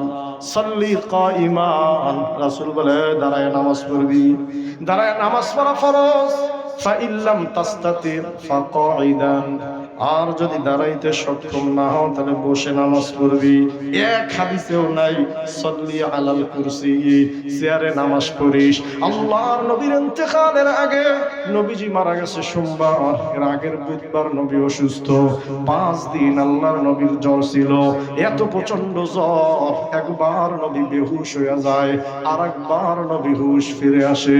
ও মুসলমান, ইতিহাস পড়ো, ওই সময় আল্লাহর নবী মাটিতে বসে নামাজ পড়ছে। চেয়ার খাট আর টুলের উপরে পড়ে নাই। আল্লাহর নবী বিশ্বনবী বলে সাল্লি কাইমান, এ দাঁড়ায় নামাজ পড়বি। দাঁড়ায় নামাজ পড়া ফরজ। ফাইল্লাম তাস্তাতি ফাকাইদান, দাঁড়াইতে সক্ষম না হলে বসে নামাজ পড়বি। ফাইল্লাম তাস্তাতি ফাআলাল জামবি তুকমি ইমা, আর যদি বসেও সক্ষম না হও তাহলে শুইয়া চিত হইয়া ইশারায় নামাজ পড়বি। সুবহানাল্লাহ। একদম হয়ে গেছে উল্টা। সারা এলাকা ঘুইরা উনি মসজিদে আইসা চেয়ারম্যানগিরি করে আছে না নাই? কয়দূর কেমনে বসবো? যেমনে মনে চায় এমনে। এক কথায় ফতুয়া, কথা কয় না। আপনি যে এমনে সুবিধা হয় এমনে বসবেন, কিন্তু বসে নামাজ পড়বেন। বসবেন আসন দিয়া, ওকে। আসনও মনে হয় না, পশ্চিমের দিকে পা দিয়ে পরে হেলান দিবেন, ওকে। তাও ভালো লাগে না, কাইথিয়া শুয়ে নামাজ পড়বেন, ওকে। চেয়ারে বসে নামাজ পড়া যাবে না। এই মাসআলা আমরা কোরআন হাদিসে পাই নাই। আল্লাহু আকবার। ও যুবক, ও পর্দার আলের মা, অন্তরের কান লাগান। হাদিস কিন্তু আমার না, কোরআনের আয়াত। আল্লাহ বলে মুমিনের 4 নম্বর গুণ, আল্লাযীনা ইউকিমুনাস সালাহ, নামাজ আদায় করবি। আল্লাহর নবী অসুস্থ হয়ে গেলেন ইন্তেকালের আগের দিন মাগরিবের সময়। আল্লাহর নবী 2 জন সাহাবীর কাঁধের উপরে ভর দিয়া মসজিদে গেছে। ওরে যুবক, কেমনে তোমারে বুঝাই, যারা আজকে সুস্থ শরীরে ভালো অবস্থায় নামাজ পড়ো না, শেষ মেসেজ তোমাদেরকে দিয়ে যাই, আল্লাহর নবীর সব গুনাহ মাফ। আল্লাহর নবী জান্নাতি। নবীজি জান্নাতে যাওয়ার আগে কেউ জান্নাতে যাবে না। ওই নবীও ইন্তেকালের আগে এত অসুস্থ, হেঁটে হেঁটে একা মসজিদে যাইতে পারে না। 2 জন সাহাবীর কাঁধের উপরে ভর দিয়া মসজিদে গেছে। ওরে বন্ধু, এই কথা যখন গোটা মদিনায় ছড়ায় গেছে, সাহাবীরা কাঁদতে কাঁদতে মদিনায় এসে হাজির। এশার নামাজে রক্ত চলতেছে, আজান হয়ে গেছে। আল্লাহর নবী বেহুশ হয়ে আছে, হুশ ফেরে না। সাহাবীরা কার পিছনে নামাজ পড়বে? ওরে বন্ধু, ঘটনা বড় দীর্ঘ। হযরতে আবু বকর সাহাবীদেরকে নিয়ে নামাজে দাঁড়ায় গেলেন। আল্লাহর নবীর হুশ ফিরে আসলো। আম্মা জান আয়েশাকে বলতেছে, আয়েশা রে, এখন কোন নামাজে রক্ত চলতেছে? আম্মা জান আয়েশা বলে, ইয়া রাসূলুল্লাহ, এখন এশার নামাজে রক্ত চলতেছে। আপনার অপেক্ষা করে আমার বাবার ইমামতিতে সাহাবীরা নামাজে দাঁড়ায় গেছে। ওরে বন্ধু, আল্লাহর নবী আয়েশা রে, আমার মাথাটা একটু উঁচু করে ধরো। আম্মা জান আয়েশা বলে, মাথাটা উঁচু করে ধরলাম, মসজিদের দিকের পর্দাটা সরাইয়া দিলাম। আমি তাকায় দেখি, নামাজের দৃশ্য দেখে আল্লাহর নবী কাঁদতেছে। ইয়া রাসূলুল্লাহ, সাহাবীদের নামাজের দৃশ্য দেখে আপনি কেন কাঁদেন? আল্লাহর নবী জবাব দেয়, আয়েশা, এই নামাজ প্রতিষ্ঠা করতে গিয়া আমার শত শত সাহাবী জীবন দিছি। এই নামাজ প্রতিষ্ঠা করতে গিয়ে আয়েশা উহুদের ময়দানে আমার ৭২ জন সাহাবী শহীদ হয়ে গেছে। আমার ছোট্ট কালের খেলার সাথী, আমার সবচেয়ে আপন সাইয়্যিদুশ শুহাদা, আমার ছোট চাচা হযরতে হামজা রাদিয়াল্লাহু তাআলা আনহুকে উহুদের ময়দানে বেঈমানরা কেটে টুকরো টুকরো করে ফেলছে। আয়েশা তুমি জানো না, আমার চাচা জানের কলিজা পর্যন্ত বেঈমানরা বের করে ফেলছে। ও আয়েশা, আর কোনদিন আমি উম্মতকে কথা বলতে পারি কিনা জানি না, তুমি আমার উম্মতদেরকে জানাইয়া দিও হাদিসটা বুখারীর, কানা আখিরু কালামি রাসূলিল্লাহ as-salah as-salah wa ma malakat aymanukum। ও আয়েশা, আমার উম্মতদেরকে জানাইয়া দিও তাদের নবীর জীবনের শেষ কথা নামাজ নামাজ। ২ নম্বর, যারা বাড়িওয়ালা আছো, যারা ব্যবসায়ী আছো, তাদের অধীনে যারা চাকরি করে, ওই গরিব দুঃখী অসহায় মানুষের দিকে নজর দিস। আল্লাহু আকবার। ওরে বন্ধু, আল্লাহর নবীর জীবনের শেষ কথা ছিল আসসালাহ আসসালাহ। ও আমার উম্মতেরা, 2টা বিষয়ে সতর্ক থাইকো যেন নামাজ না ছুটে। আর তোমাদের অধীনস্থ যারা আছে সাবধান, তাদের সাথে খারাপ আচরণ করবা না। তোমাদের অধীনস্থ যারা মানুষ আছে, কর্মচারী আছে, শ্রমিক আছে, তাদের সাথে ভালো আচরণ করবা। আল্লাহু আকবার। ওরে বন্ধু, এই বিষয়ে কথা বললে অনেক কথা বলা যাবে, এটাই শেষ কথা। 4 নম্বরে মুমিনের গুণ হলো নামাজ।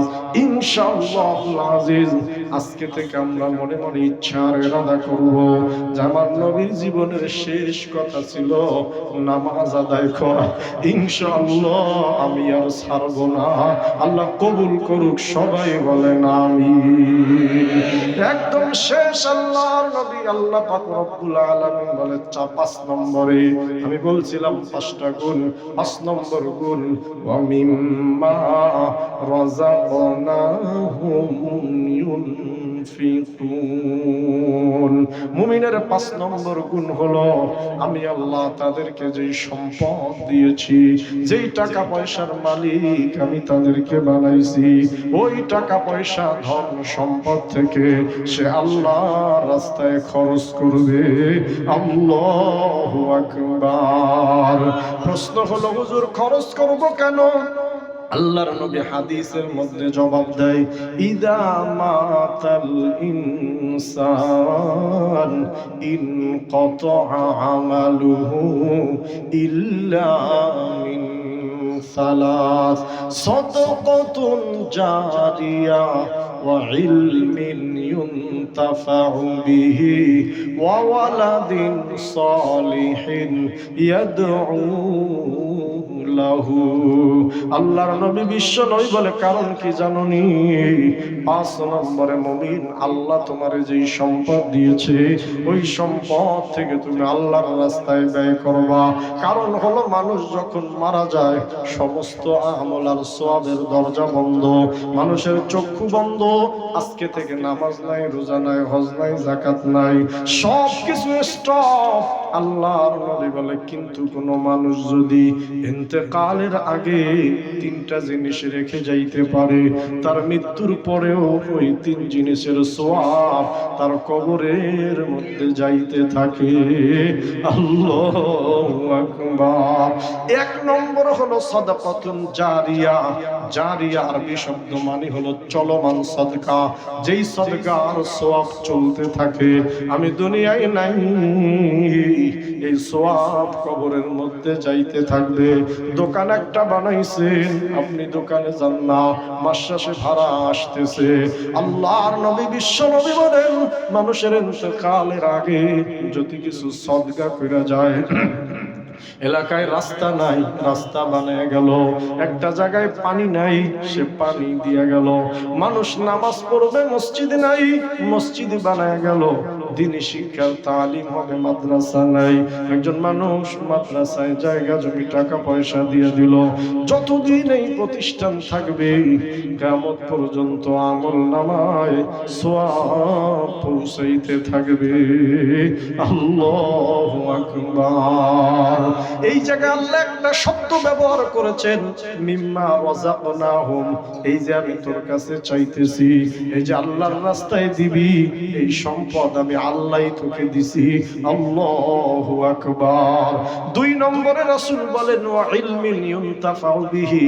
এমন কিছু ইলম যদি রেখে যাওয়া যায়, যে ইলমটা মানুষের বড় উপকারী। এমন ইলম, আজকে আমি অনেক কিছু বললাম, আপনি শিখছেন, আরেকজনকে গিয়া জানাইলেন যে মুমিনের এই 5টা গুণ। সে আবার আরেকজনকে বলল, যতদিন পৃথিবী থাকবে, যত মানুষের উপরে আমল করবে, সওয়াব আমল নামায় যাইতে থাকবে। এই ইলমিন ইউনতাফাউ বিহি এর জ্বলন্ত উদাহরণ হলো আমাদের এই কওমিয়া মাদ্রাসাগুলো। এই যে একটা মাদ্রাসা, এখানে হেফজখানা আছে, তলিবুল ইলমরা লেখাপড়া করে, আল্লাহর কোরআনের হাফেজ এখান থেকে হয়। আমি আপনি ব্যস্ত মানুষ, চাকরি করি, ব্যবসা করি, নিজে পারি নাই, ছেলে মেয়ে দিয়ে হয় নাই।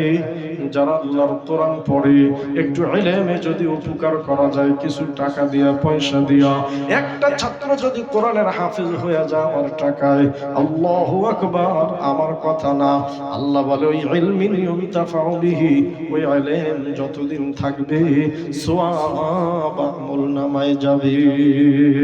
ওরে বন্ধু, কত জরুরি। আল্লাহ সূরাতুল মুনাফিকুনের মধ্যে বলেন, মানুষের যখন ইন্তেকাল হইয়া যায়, অন্ধকার কবরে যখন রেখে আসে, ভাই বোন আপনজন আত্মীয় স্বজন সবাই চলে আসে, এই কথা বলার কিছু নাই। আপনিও বাবারে রাইখা চলে আসছেন জান্নায়, মাকে ভাইকে স্ত্রী সন্তানকে রেখে আসছেন কবরে জান্নায়।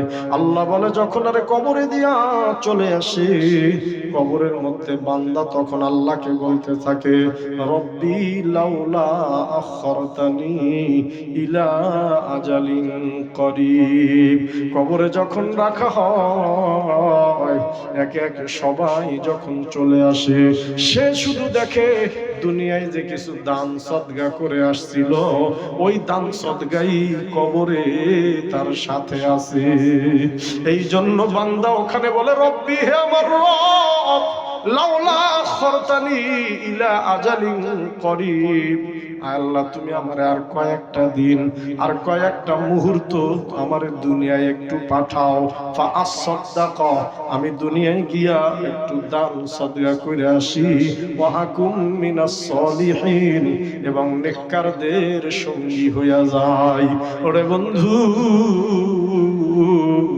আজকের এই মাদ্রাসা কওমিয়া মাদ্রাসা, সরকারি কোনো অনুদান নাই, মাদ্রাসাটা চলে অনেক টাকা ঋণ। তলিবুল ইলমরা পরে এখানে বোর্ডিং আছে, আল্লাহর কোন বান্দা আছে আজকের এই কান্নাওয়ালা মজলিসে দাঁড়াইয়া ভাইয়ের কথা, বাবার কথা স্মরণ করে, আখিরাতের কথা স্মরণ করে, ইসালে সওয়াবের জন্য সদকায়ে জারিয়ার উদ্দেশ্যে এলাকার অনেকের সাথে হুজুরের মহাব্বত উঠা বসা আছে। হুজুর, আমি 10,000 টাকা, 5,000 টাকা এই মাদ্রাসায় দিয়া দিলাম, আমার জন্য দোয়া করবেন। এতগুলো মানুষের চোখের পানির দোয়া আল্লাহ ফিরাইয়া দিবে না ইনশাআল্লাহ। মন কার লাগিয়া কান্দ দিবারাতি, ভেবে দেখো কেউ হবে না, ভেবে দেখো কেউ হবে না, ওই কবরের সাথী। কার লাগিয়া কান্দ দিবারাতি। আল্লাহর কোন বান্দা আছে একটু হিম্মত করি, মা নাই বাবা নাই দুনিয়া থেকে চলে গেছে, ও মুরব্বি কত টাকা কত জায়গায় চলে যায়, এই কান্নাওয়ালা মজলিসে এতগুলো মানুষের দোয়া আল্লাহ ফিরে দিতে পারে না। এতগুলো মানুষ আমি কাউরে চিনি না, কাউকে মারি না, আঘাত করি নাই, আল্লাহর বান্দারা চোখের পানি ফেলছে। যেই মজলিসে চোখের পানি ফেলা হয় ওই মজলিস আল্লাহর রহমত নাজিল হয়। আল্লাহর কোন বান্দা আছে যতটুকু পারি ইনশাআল্লাহ। আলহামদুলিল্লাহ আমাদের সভাপতি সাহেব 10,000 টাকা, লিল্লাহে তাকবীর। আলহামদুলিল্লাহ তার ওয়াইফ তার স্ত্রীও 5,000, শ্বশুরও 5,000, মোট 20,000, লিল্লাহে তাকবীর। আল্লাহ তুমি তাকে দেখো, এই কান্নাওয়ালা মজলিস একজন মানুষ ওঠে না। আয় আল্লাহ সবার চোখে পানি, কি আশা করে আকাঙ্ক্ষা করে সভাপতি সাহেব এখানে দান করছে। আল্লাহ তার মা বাবা, শ্বশুর শাশুড়ি, দাদা দাদি, নানা নানি, আপনজন, আত্মীয় স্বজন যারা দুনিয়ায় আছে সুস্থ পূর্ণ হায়াত দাও, না থাকলে মালিক জান্নাতে তোমার পাশে একটি বাড়ি বানিয়ে দিও।